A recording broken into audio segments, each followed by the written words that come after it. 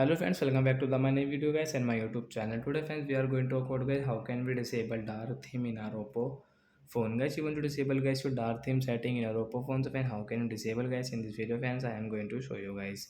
So before starting video friend, first of all go and subscribe the channel guys. Click the bell icon, like my video. So guys, you don't like guys this dark theme in your Oppo phone. So guys, how can you disable this theme dark theme setting? Guys, scroll it, click on guys your display and brightness setting and tap here. So as you can see guys, your right side is dark theme and guys left side is light theme. So guys, you like guys your light theme setting guys, you don't like your dark theme setting guys, you want to disable in your Oppo phone, you can disable from here.